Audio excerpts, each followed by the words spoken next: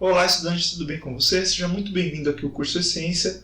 Essa é mais uma aula de Física, a aula de número 7, em que nós vamos falar sobre trabalho, energia. Além disso, vamos trabalhar aqui os teoremas da energia cinética e o da conservação da energia mecânica. Então, fica com a gente.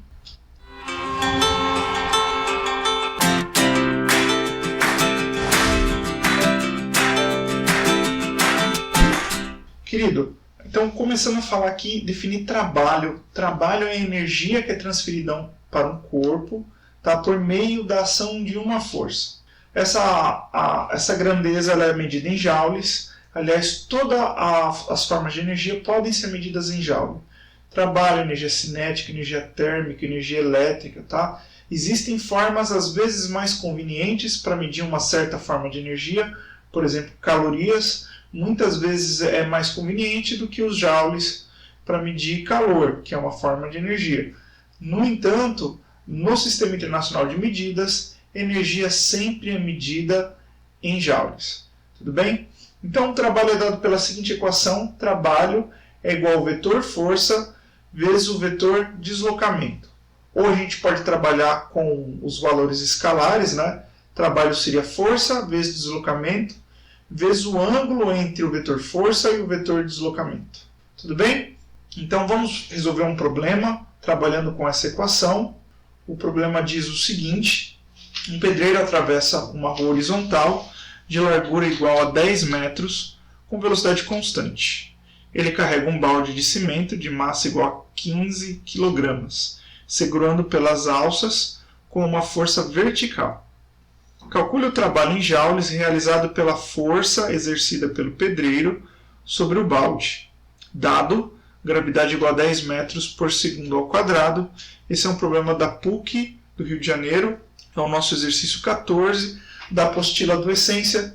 Se você não é aluno matriculado no Essência, não tem problema, tá? Mas os nossos alunos, eles têm um material exclusivo. E se você quer saber mais sobre isso, você entra no site do Essência, ele está linkado aqui embaixo, tá? E procure informações de como você pode se matricular no curso, fazer aulas presenciais ou ter aulas exclusivas à distância, ter acesso ao nosso material completo. Beleza? Então vamos resolver aqui esse problema. Esse problema ele é bem tranquilo. Então ele começa falando aqui para a gente o seguinte: a gente vai ter um balde. Tá? A massa desse balde é 15 kg. Bom, o balde ele vai ter uma força-peso para baixo, tá? Que vai ser igual a 15 vezes 10, 150 newtons. Já o pedreiro aqui ele vai exercer uma força para cima, que é a força dele aqui de 150 newtons também. Como é que a gente sabe que essa força F vertical para cima tem valor de 150 newtons? Porque o nosso balde nem sobe nem desce. Tá? Ele vai ficar nesse nível aqui, nesse patamar, a travessia inteira. Tá? De modo que a força resultante aqui na nossa vertical é zero. Para cá, o nosso móvel ele vai se mover com uma velocidade constante. Tá? E ele vai deslocar, aqui vai fazer um deslocamento de 10 metros. Agora chama a sua atenção. Ele está perguntando o trabalho realizado por essa força, ou seja, quanto que é o trabalho realizado pela força F. Então, utilizando aqui a nossa equação do trabalho, a gente tem que trabalho é igual a força vezes o deslocamento vezes o cosseno de θ. Θ aqui vai ser o ângulo entre a força F e o deslocamento.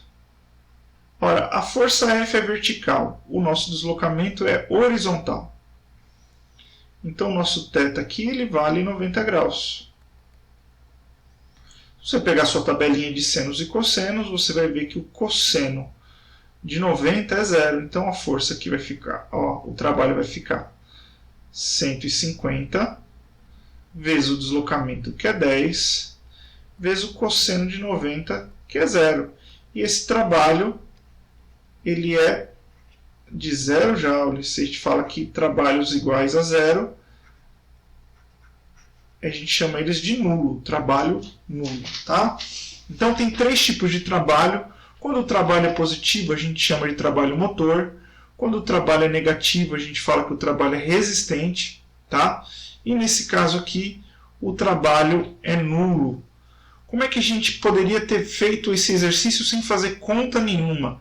É só observar o seguinte: a força feita pelo homem ela é vertical. O deslocamento é horizontal. Logo, a minha resultante aqui, da força F, na direção do movimento é 0. Ela não tem componente horizontal. Então a gente fica com a alternativa A.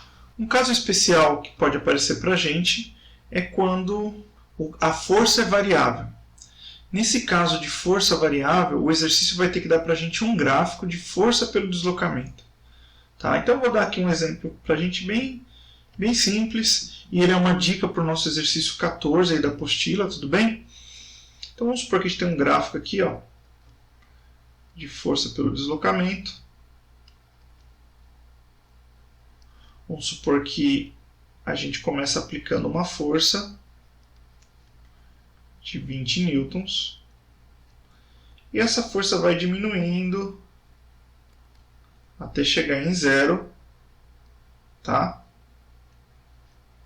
Só que nesse interim o nosso móvel se moveu 30 metros. Então a gente está aplicando a força em um corpo. Esse corpo vai se deslocar 30 metros na medida que a força vai de 20 para 0. Qual que seria o trabalho da força F nesse caso? Tá? Então, sempre que a força é variável, o trabalho é numericamente igual à área. Então, o trabalho de F é numericamente igual à área desse triângulo, que vai ser igual a base vezes a altura dividido por 2, né? A fórmula da área do triângulo, que nesse caso a base é 30, a altura é 20, tudo bem? Dividido por 2, então que o trabalho da força F vai ser 600 por 2, logo o trabalho da força F é de 300 joules. Então, sempre que a força for variável, o exercício vai te dar um gráfico, tá? Se o gráfico é força por distância, então a área de baixo aqui do nosso gráfico é numericamente igual ao trabalho. Então, agora mudando um pouquinho o assunto, a gente vai falar da energia mecânica. Tranquilo. Estudante, bem fácil. A gente tem várias formas de energia, tá? Então, a gente tem energia química. Energia química está ligada aos combustíveis ou ela está ligada aos alimentos que a gente ingere. Tá? Quebrou as ligações químicas, isso vai liberar energia. Tá? Então, ela está sempre atrelada às reações químicas. Uma outra forma de energia, energia térmica, que está ligada aos fenômenos térmicos. Também temos a energia elétrica, ligada aos fenômenos elétricos, de corrente elétrica, etc. Também temos a energia nuclear, que está ligada à desintegração de núcleos atômicos ou de partículas atômicas, como prótons e nêutrons, tá? Em que um elemento químico ele se torna outro elemento químico, tá? Diferente das reações químicas em que só há um rearranjo molecular, se era carbono, continua sendo carbono, isso é uma reação química. Tá? Uma reação nuclear era um elemento, por exemplo, urânio, e passa a ser um outro elemento, por exemplo, tório. Né? E essas energias elas não são mecânicas, e nós temos as energias mecânicas, que é a energia potencial e a energia cinética. A energia cinética ela está atrelada ao movimento, tá? E ela é dada por essa equação, está aqui do lado, energia cinética é igual a mv² sobre 2, em que o m é a massa, o v é a velocidade, tá? E se tiver em quilogramas e metros por segundo, a nossa energia sai em joules. Ou seja, quanto maior a velocidade de um corpo, maior a sua energia cinética. Quanto maior a massa do corpo, também maior a energia cinética desse corpo, caso ele esteja em movimento. Então, a energia cinética é uma forma de energia mecânica. A outra forma de energia mecânica é a energia potencial. É quando o meu corpo não está em movimento, mas ele tem um potencial para entrar em movimento. Tá? Esse potencial ele pode ser dado de duas formas. Ele pode estar relacionado à gravidade, ou seja, se eu pego um corpo, tiro do solo e coloco ele numa certa altura, ainda que ele esteja parado, ele tem um potencial para entrar em movimento. Esse potencial é gravitacional. Então, a energia potencial gravitacional é a energia potencial que um corpo tem para entrar em movimento, e essa energia potencial está atrelada à altura. A energia potencial gravitacional é dado pelo mgh. M de massa, G de aceleração da gravidade local, aqui no caso da Terra é perto de 10, né, perto de 9,8, dependendo do local, e da altura do corpo, e aqui atenção, essa altura em relação a um determinado referencial. Tá? Geralmente o referencial é o ponto mais baixo ali do meu sistema de corpos. Por exemplo, se eu levar um corpo aqui no meu quarto, aqui no meu apartamento, que está no 5º andar, mas ele está a 1,5 metro em relação ao meu piso, então a energia cinética que eu vou calcular, a altura eu vou utilizar 1,5 metro, porque ele vai cair só aqui dentro desse cômodo. Agora, se eu pensar em jogar esse corpo pela janela, o meu referencial vai ter que ser o piso lá embaixo. Tá? Então, olhando o problema, você vai ver qual que é o patamar mais baixo, e ali você coloca o seu referencial, ali é a sua altura zero, e você esquece o resto do sistema e dá certo. Tudo bem? Então, energia potencial é igual a mgh. Uma outra forma de energia potencial é a energia potencial elástica. Energia potencial elástica tem a ver com o potencial de movimento que um corpo tem devido à deformação de algum corpo. Por exemplo, o elástico de um estilingue. Se você coloca uma pedra ali no suporte do estilingue, né, ali naquela parte de couro, e você estica o elástico, ainda que a pedra esteja parada, ela tem um potencial para entrar em movimento. Esse potencial está ligado à elasticidade e à deformação aí do nosso elástico. Então ele é muito comum em molas, a energia potencial elástica é muito comum nos elásticos, tá? E em corpos feitos de material que conseguem, depois de deformados, eles têm a tendência a restaurar a sua forma original. Por exemplo, se você pegar uma régua de acrílico, tá? E curvar essa régua, ela tem um potencial para, quando você soltar, ela vai querer voltar ali para o seu formato plano original, colocando algum corpo em movimento que esteja sobre ela, ou ela mesma entrar em movimento. É o princípio que a gente utiliza no arco e flecha. Tá? Então, quando você puxa a corda do arco, o arco ele é curvado, ou seja, ele é deformado, e devido a essa deformação, ele tem uma tendência natural, devido à sua constituição física, de voltar ao seu formato original. Então, quando você curva o arco, você está dando para ele e para a flecha, o outro corpo que você colocar ali na corda, uma energia potencial de movimento que tem natureza elástica. A energia potencial elástica é dada por essa equação, kx² sobre 2, em que o K é a constante elástica, ela depende do material, ela é dada em newtons por metro. E o x é a deformação da mola. Então, atenção aqui, o x não é o tamanho da mola. O x é o quanto a mola variou em relação ao seu tamanho natural. Por exemplo, se você tem uma mola de 1 metro e você comprime essa mola em 10 centímetros, a mola passa a ter 90 centímetros. Então, o seu x aí da sua equação é de 10 centímetros. Tá? Só lembrando que você tem que colocar em metros. Da mesma forma, se essa mola de 1 metro você estica ela, ela fica com 110 centímetros. Então, o seu x é de 10 centímetros, ou seja, 0,1 metros. É a diferença do tamanho atual para o tamanho natural, para o tamanho sem deformação. Então, a gente passa agora a analisar os teoremas. Tá? O primeiro aqui que a gente vai falar é o teorema da conservação da energia mecânica, ou você pode simplesmente chamar de conservação da energia mecânica. Só você pensar o seguinte: se você tem um corpo, ele tem alguma energia mecânica, pode ser cinética, pode ser potencial, tá? Ou pode ser uma composição das duas aí. Por exemplo, um corpo que está caindo, ele tem velocidade no meio da queda, então ele tem energia cinética, só que como ele ainda tem um caminho para continuar caindo, então ele também tem potencial gravitacional. Tudo bem? Se essa energia mecânica não vira calor, não vira energia química, não vira energia elétrica, não vira outro tipo de energia que não mecânica, a gente fala que a energia mecânica do corpo é conservada. Então vou te dar dois exemplos, um em que a energia mecânica é conservada e o outro em que a energia mecânica não é conservada. Imagina que você está sobre uma bicicleta no alto de um morro e você deixa o seu corpo com a bicicleta descer sem acionar os freios. Tá? Então lá em cima, quando você ainda está parado, você tem energia potencial gravitacional. Na medida que você desce, essa energia potencial ela vai se transformando em energia cinética.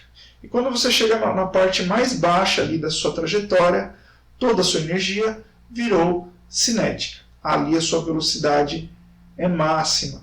Tá? Então, nesse caso em que eu não acionei os freios, eu estou desprezando a resistência do ar, eu estou desprezando todos os atritos, então a gente diz que a energia mecânica se conservou. Ela era potencial gravitacional e virou cinética. Tudo bem? Porém, no exemplo 2, eu vou fazer a mesma coisa. Eu vou descer um morro de bicicleta, porém eu vou descer acionando os freios, segurando no freio. Tá? Então, quando eu chegar lá embaixo, se eu colocar o meu dedo, a minha mão nas pastilhas ou no pneu da bicicleta, eu vou perceber que houve um aquecimento. Ou seja, devido ao atrito, parte da minha energia mecânica virou calor. Na maioria das vezes, a energia mecânica, quando dissipada, ela vira calor. O calor é a forma mais pobre de energia que tem, a forma mais fácil de você transformar outras energias em calor.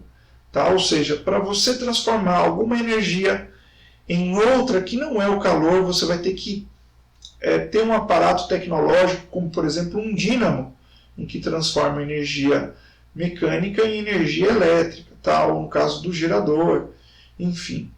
Mas via de regra, todas as formas de energia, no final ali da sua trajetória, ela vai ter virado calor, ela vai ter dissipado na forma de calor.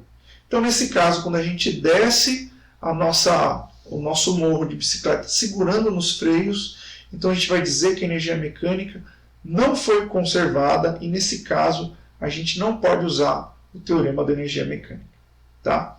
E o teorema da energia mecânica, ou conservação da energia mecânica, diz o seguinte: quando a minha energia mecânica não vira outra forma de energia, a energia mecânica no ponto A é igual à energia mecânica no ponto B, que é igual no ponto C, e assim por diante. A energia mecânica é conservada.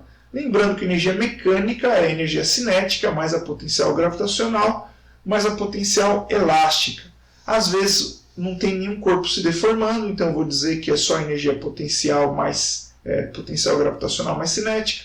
Às vezes eu não tenho a gravitacional, é uma mola que está aqui na horizontal, então a gente vai dizer que a energia mecânica é a cinética mais elástica.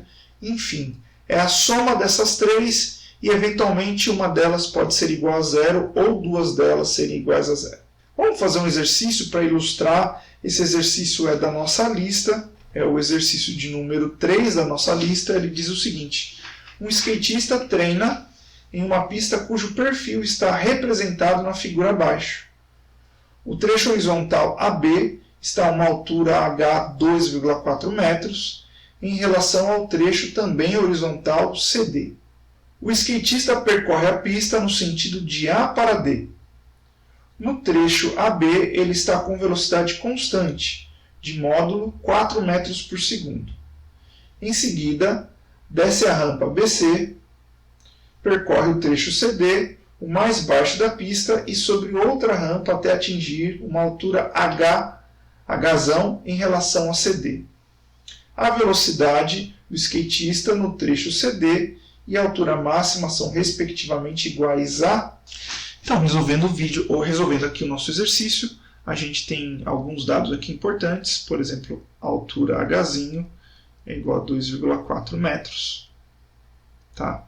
E a velocidade no trecho AB é igual a 4 metros por segundo. Então, a velocidade AB é igual a 4 metros por segundo. Ele quer saber a velocidade lá embaixo, ele quer saber a velocidade no ponto C ou D, tá? E ele quer saber a altura máxima que esse corpo vai atingir. Então tá fácil. Vamos chamar aqui, ó. Vamos primeiro comparar A com C, ou seja, a energia mecânica no nosso ponto A é igual a energia mecânica no nosso ponto C. Então lá na energia mecânica, a gente vai ter energia cinética em A mais energia potencial gravitacional em A também é igual a energia cinética em C mais energia potencial gravitacional em C. Só para a gente analisar aqui essa linha, no ponto C ou no ponto D, a altura é igual a zero. Então, a nossa energia potencial gravitacional aqui vai ser zero. Não tem energia elástica porque não tem nenhum corpo deformando, não tem mola, enfim. Então, aqui ficou mva ao quadrado sobre 2 mais mg hzinho é igual a mvc quadrado sobre 2. Reparou que a gente tem o m nos três termos aqui da nossa equação?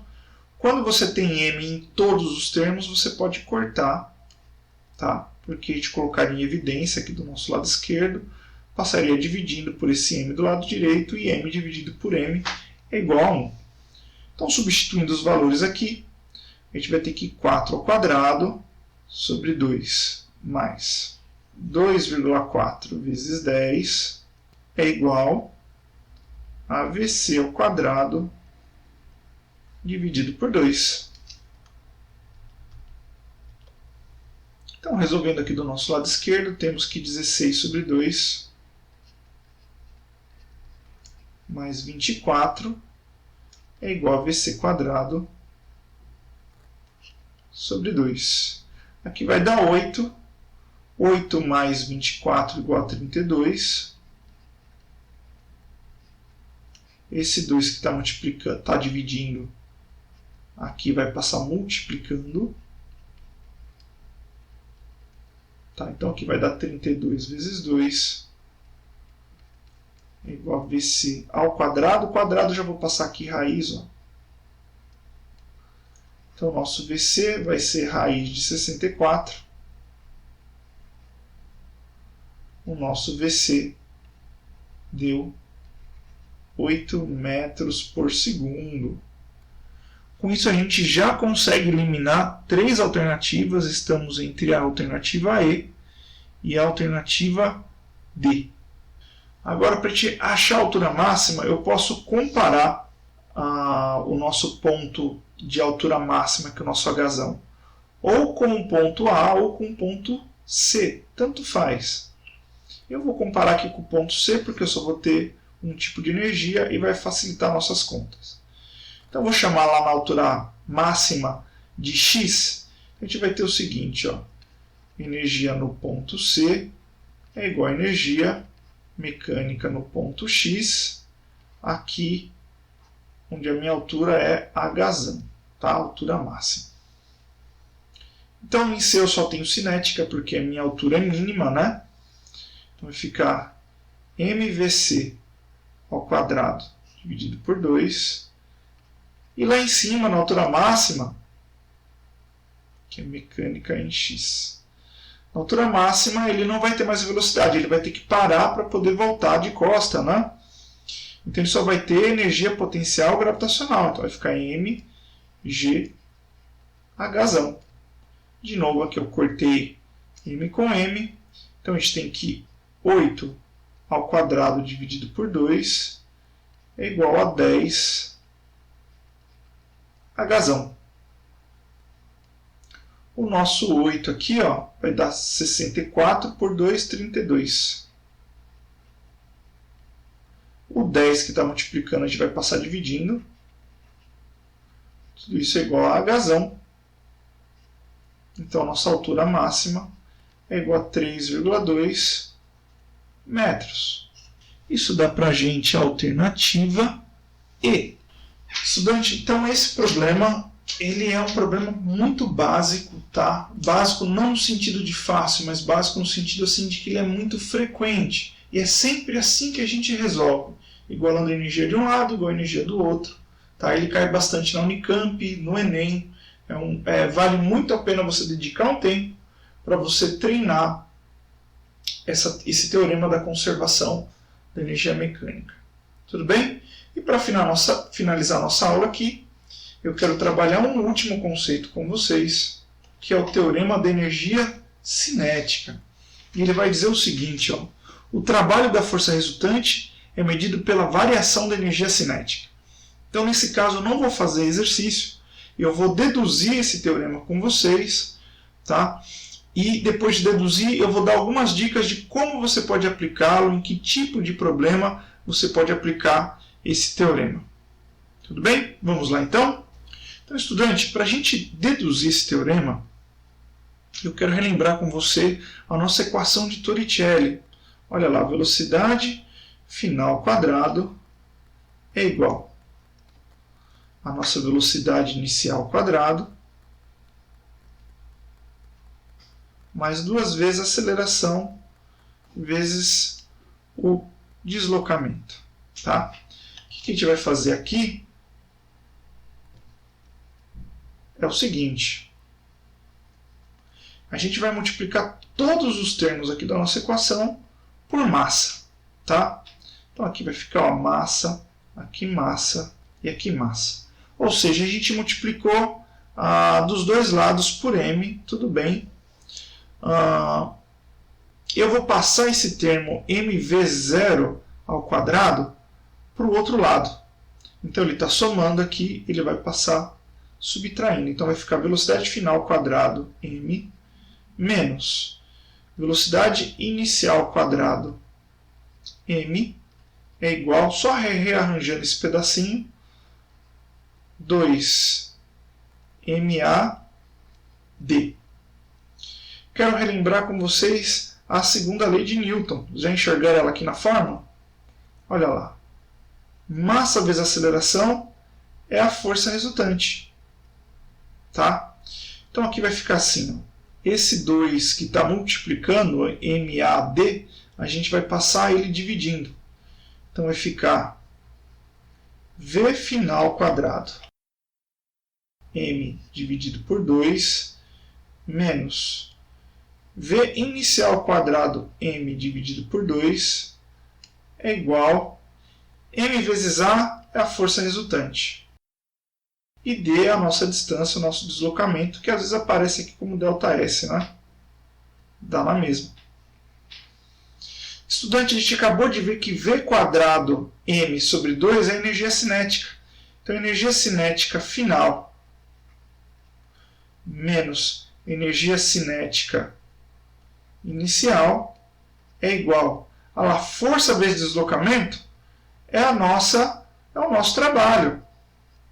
Tá? Então, com isso, a gente obtém o seguinte.